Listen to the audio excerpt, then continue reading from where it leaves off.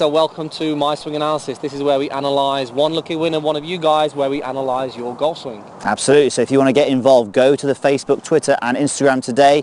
Enter the competition using the hashtag MySwingAnalysis, and it could be you. It could be. And today we've got Jake Kirkby from Pottergate Golf Club in Lincolnshire.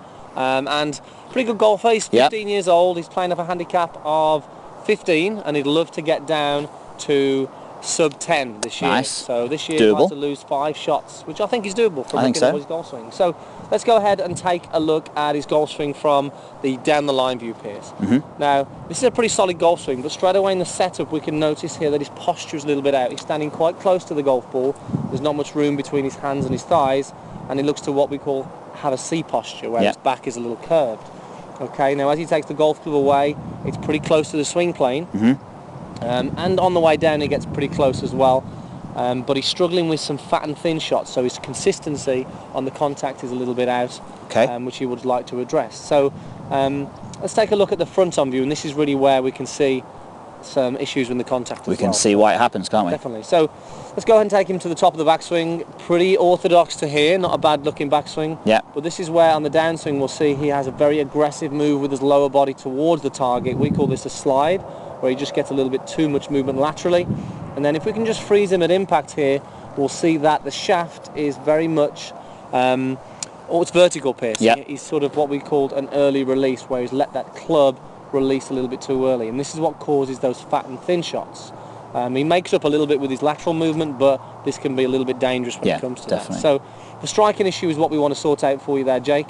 And I think we've got a couple of things that we can really work on with your posture, and a great drill that's going to help you get into a better position at impact. So definitely, Piers, let's go through a posture. Let's sort of just talk about, first of all, the C posture, what that is, and then what we'd like him to do. Okay, so as you said there's a few issues there. So the upper body is sort of rounded over. So if you imagine there was a line going all across my back and tracing my back, you'd see it be pretty much the letter C. So that's where the C posture comes from.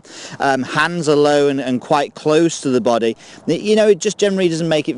I mean, Jake's only 15 years of age, so he should be athletic. We want to get him using his body correctly, so a posture change would definitely help him. Okay, so we want to create some room, first of all, between you and the golf club. One thing, like we said, hands are very close. We want to get that room out. So we need a better hip hinge for a start. Absolutely. To create that room here. So you know what, as simple as standing there, standing up straight, and then from there hinging forward from your hips, and then softening your legs. And when you're doing this, I'll really work hard when I'm doing this to get the weight going through the 3-stripe. We saw that you were a little bit on your toes, so let's get the weight into that 3-stripe. So let's do that again. Hinge forwards, keeping my legs straight from the hips, then soften the knees and find where that weight, that balance point is in the middle of the feet.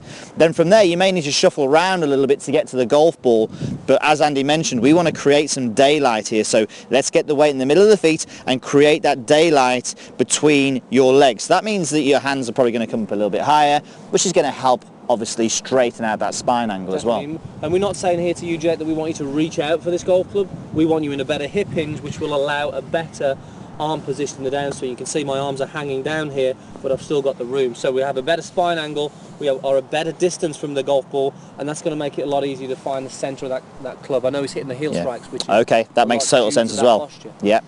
Okay, so posture's going to be key. That's going to really help you strike it better. Let's go into Jake's impact. Let's talk about where he is and how we want to improve it. Look, as soon as the club comes in like this and the ball is being hit almost maybe on the upswing, you know, the bottom of the arc of the club is actually going to be coming down and bottoming out before the ball. So as soon as that happens, we risk either hitting the ground before or hitting the ball on the way up. So it looks a little bit like sort of this move here. So we can see that's an exaggeration of it. But you can see the ground here is very much coming into play.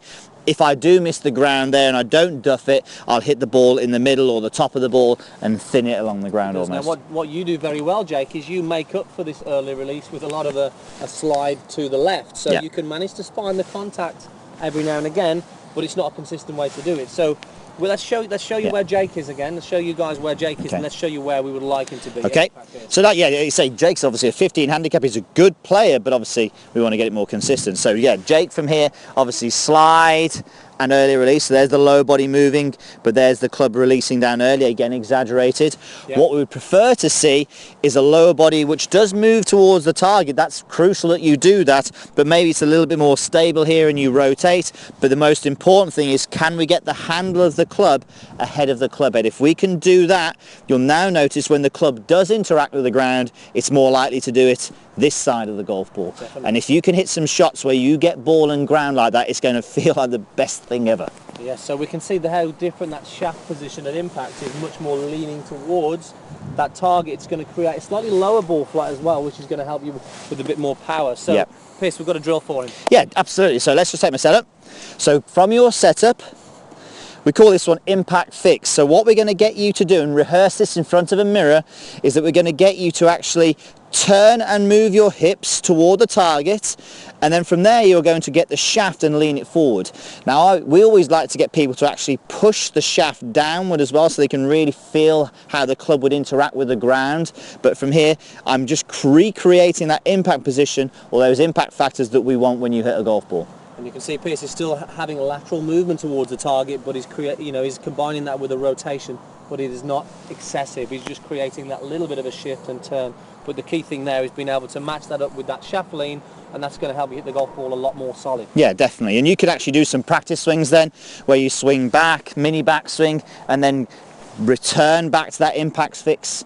You know, doing that several times there, rehearsing this. You know, you can do this at night when you're not on the golf course. I'm sure you play a lot of golf, but this time of year obviously it's going to be dark at night. Get in the house and rehearse this move. It'll help. Okay, so let's go ahead and do a little shot there. Shall we? Yeah. Exactly. So we're going to do a little mini shot, yeah? So you can rehearse the impact fix. Impact fix. Go ahead and see if you can return to that position on a mini shot. Okay. There we have See it. there, Pierce's shot there.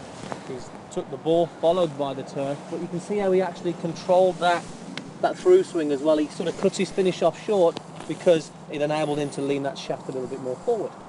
How did that feel, Pierce? That was really solid. Very nice. Solid. Okay. It was good. Okay, Jake, hope that helps. Make Yep. sure you work at that, get that posture right. It's going to help you find the centre a little bit more often. I think you won't take that long to sort that out. It's quite a difficult fault for a lot of people to get rid of, but at your age, Jake, some hard work for the rest of the winter, you have no problem. Very good. Also, got to thank Orange County National in Florida for letting us, we haven't moved here just yet, but they've let us on the golf course here on Panther Lake, so if you ever get a chance to come out here and have a look at this fantastic facility, three golf courses, and probably the best driving range you've ever seen, 360 degrees. And January, the sun is out, blue skies. This is their winter, can you believe it?